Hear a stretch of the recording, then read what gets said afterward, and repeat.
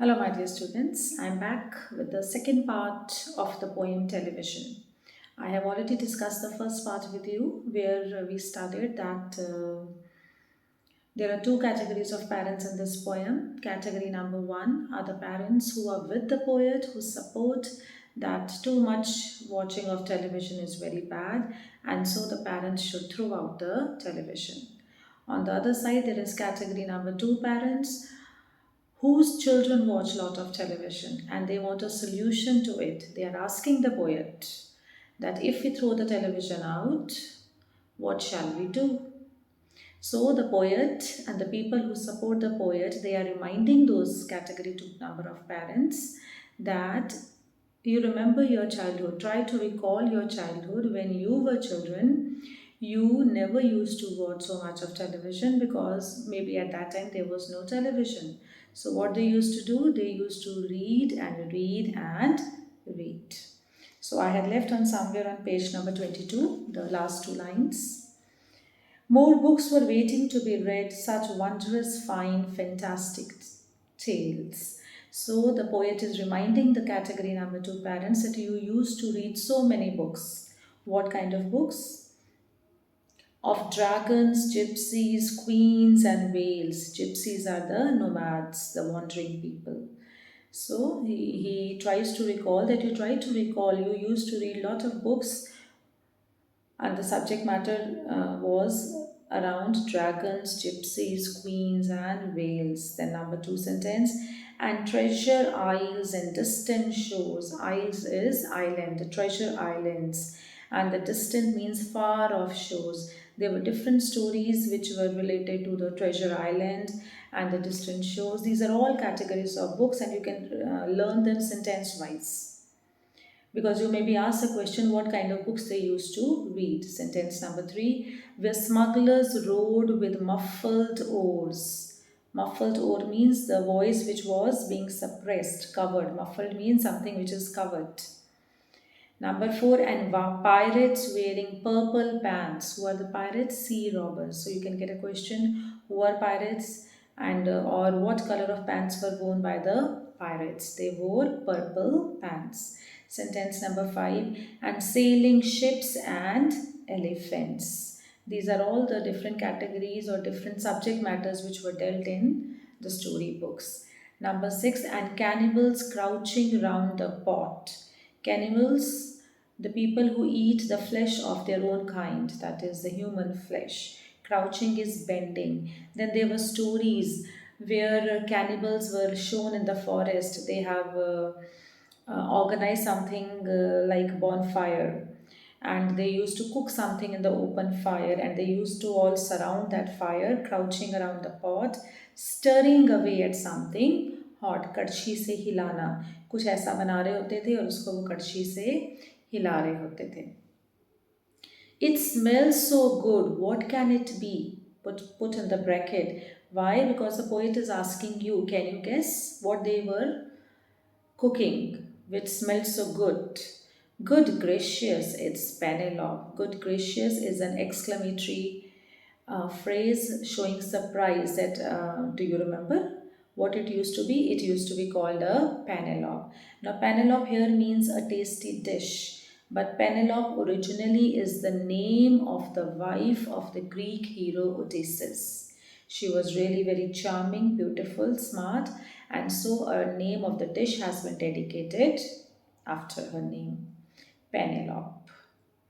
Right? So, this is one category of books which contains six sentences or which can include a lot of storybooks of dragons, isles, smugglers, pirates, and so on. So, remember the textual words. Instead of writing the word smuggler, do write the word pirate. Then there is another category of books. He is again reminding उसने बोला इतना ही नहीं जब ये तो books तुम पढ़ते ही थे when you were in the primary section. Remember जब आप उससे भी छोटे थे तब भी आप बहुत सारी books पढ़ते थे. कौन सी books पढ़ते थे? The younger ones had Beatrix Potter. So Beatrix Potter is the name of an English writer, the English female writer. She is known for writing. Her books are famous for animal stories and depicting beautiful colorful illustrations. बड़ी बड़ी photographs होती हैं books में animals की, elephant, lion, frog and so on. तो छोटे बच्चे they are attracted by the beautiful colorful pictures, and they used to read such books like with Mr. Todd the Dirty Rotter. Now again you learn it point wise. Number one, आपको question आ सकता है, what name some animal characters mentioned in the poem. So few of the characters were by Beatrix Potter. Mr. Todd. Mr. Todd is the name of a fox in that story. The Dirty Rotter. Dirty Rotter stands for an unkind man. So in that story, Fox has been shown as an unkind man. In Beatrix Potter's stories, all these animal characters have been depicted as human beings. And Squirrel Nutkin, the squirrel, you know, who's a squirrel, Gilheri, uska kya naam tha? Nutkin. Then number 3, Pigling Bland, the story of a young pig. And Mrs. Tiggy Winkle, number 4. Number 5, Just How the Camel Got His Hump. And number 6, and how the monkey lost his rump. So rump is the back fleshy part of an animal under the tail. So these are different stories of animals, although all these stories are not written by Beatrix Potter. This story of the camel and the monkey lost his rump, they are written by different authors. I will be naming them, telling them in my next video, which I will be making about the revision question answers of the poem Television. So I will be telling in that. Then number 7, and Mr. Toad. So the name Toad tells us it is the story of a frog. And bless my soul, there's Mr. Rat and Mr. Mole. So these are all the stories related to animals. And the poet and the category number 1 parents are reminding the category number 2 parents. So remember, you used to read all these stories when you were kids.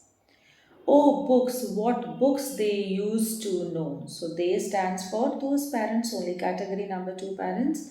When they were children and they used to read lot of books, including the category number 1 parents, they also used to read books. Those children living long ago, those children are today's parents. And the poem is also written long time back. As I discussed in the part 1, today this poem could have been named as Mobile Phone. Because what television did to those children, mobile phone is doing to our children. Those children living long ago, so please, oh please, we beg, we pray. 4 textual words showing serious, sincere requests, appeals to the parents that the sooner you throw the television out, the better for you and your kids. So, what words are used to ask the parents? Please, oh please, we beg, we pray. So these words are the sincere appeals that shows how serious the matter is. And what is he requesting? Number 1, go throw your TV set away. Learning points. Number 2, and in its place you can install. Install is to fix. A lovely bookshelf on the wall. दीवार से TV को हटा दो और उस दीवार पे क्या बना दो? Lovely book shelf. Number 3, then fill the shelves with lots of books. So he has requested 3 things to the parents. And then he again gives a warning also, ignoring all the dirty looks. So in these lines, the coming sentences is the next question. What will be the reaction of the children when their parents will be throwing the television set out? Number 1, they will be giving dirty looks. और साथ ही poet ने समझा दिया है उन parents को, कोई बात नहीं, इग्नोर करना थोड़े दिन, हैव पेशेंस, क्योंकि वो बच्चे अभी क्या क्या करेंगे थोड़े दिन. Number 1, giving dirty looks. Number 2, the screams and yells, चीखेंगे, चिल्लाएंगे आपके ऊपर, लड़ेंगे आपसे. Number 3, the bites and kicks, जो वॉयलेंट बच्चे होंगे, जो ज़्यादा अग्रेसिव बच्चे होंगे, they might even use violence, माँ बाप पे भी हाथ उठा सकते हैं. And number 4, and children hitting you with sticks. ऐसे भी बच्चे होते हैं कई बार, hitting their own parents with sticks. So these are the protests of the children when television set will be thrown out. The poet already knows कि बच्चे इनमें से किसी न किसी एक तरीके से react करेंगे. What you have to do? फिर पेरेंट्स को क्या सलाह है? Advice given to them, fear not. Number 1, घबराने की ज़रूरत नहीं है, ये होगा ही होगा. This is natural. Believe, we promise you. Fear not, because we promise you. We, the poet, and category number 1 parents. You, category number 2 parents, who have thrown the television set out. Fear not, because we promise you that in about a week or two, poet ने ये भी बोल दिया, at least 15 days लगेंगे, of having nothing else to do, जब बच्चों के पास और कुछ भी करने को नहीं होगा, they will now begin to feel the need of something to read. And when they will have nothing, कितनी देर अकेले फ्री बैठ जाएंगे? मोबाइल फ़ोन तो तब था नहीं जब ये पोइम लिखी गई है. इसे जब कुछ नहीं उनके पास होगा, they will start back and they will look after those books जो आपने बुक शेल्फ में लगाई होंगी, एंड दे विल स्टार्ट, कोई ना कोई एक बुक उठाएंगे, धीरे धीरे पढ़ेंगे, आदत पड़ती जाएगी. Of having something to read. And once they start, बस इतनी ही देर है, बुक स्टार्ट करनी चाहिए उनको, पहले 2-3 दिन निकल जाए, फ्यू पेजेस पढ़ लें, और उसके बाद क्या रिएक्शन होगा? Oh boy, expression of surprise and happiness. कि वो कि आप खुद देखोगे वो बच्चे खुश हो जाएंगे कि हम क्या पढ़ रहे हैं, हम जैसे जैसे पढ़ रहे हैं हमारा इंटरेस्ट बनता जा रहा है. You watch the slowly growing joy. Watch is observe. उसने बोला धीरे धीरे खुश. Remember the word slowly growing joy. Slowly grow करेगी joy. एकदम नहीं उनको किताब पढ़ने में मज़ा आएगा, धीरे धीरे इंटरेस्ट बनेगा. Slowly growing joy, that fills their hearts. That stands for reading of the books. और धीरे धीरे उनके it will fill their hearts with joy. They will grow so keen. They stands for the present day children whose parents had thrown the television out and had installed the bookshelf. They will grow so keen, interested. They will wonder what they had ever seen. इतना उनको interest हो जाएगा books पढ़ने का कि वो खुद ही सोचेंगे हमने इतना टाइम कहाँ वेस्ट कर दिया, इतने साल कहाँ वेस्ट कर दिए वो स्टूपिड टीवी देखने के लिए. स्टूपिड के लिए कौन से वर्ड्स यूज हुए हैं? In that ridiculous machine, ridiculous, foolish, and they will themselves feel कि हमने कहाँ इतने साल वेस्ट कर दिए उस टीवी को देखने के लिए. So the third word use for television is ridiculous machine. The first word was idiotic thing in the 6th line of the poem. Then in the second page we read the word monster used for the poem. The third word used is ridiculous machine. Fourth word, that nauseating, foul, unclean, repulsive television screen. All negative words used for television. Nauseating, disgusting, hateful. Foul, offensive. Unclean, repulsive, again hateful. All these words are used for television, and the children will realize that we should have stopped watching television long time ago. But it is high time that we stop watching television now also, and it is good that our parents have thrown the television out and installed the bookshelf for us. That nauseating, foul, unclean, repulsive television screen.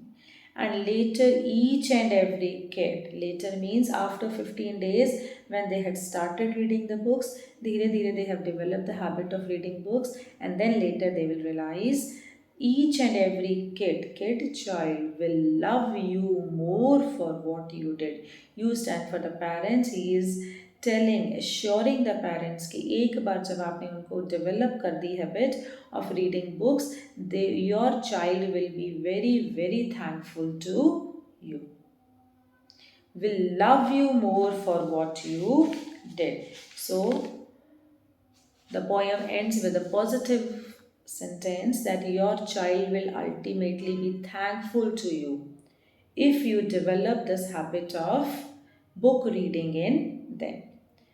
So the poet is certain, sure, very much positive that this day will come, but you have to take this major step of throwing the television out. And ultimately, every child will be very thankful to you. Although we feel that the poet has gone to a great extreme, he could have also said that watching television maybe for half an hour or 1 hour may be productful also, but this is personally the views of the poet. He feels that television is to be avoided throughout, and we feel these days that mobile phone has to be avoided if we really want to develop the habit of reading among children. So I hope you have understood the poem. Do mention in your comments whether you have understood or comprehended the poem. In my next video, I will be dealing with the question answers for revision for this poem. Bye bye for now.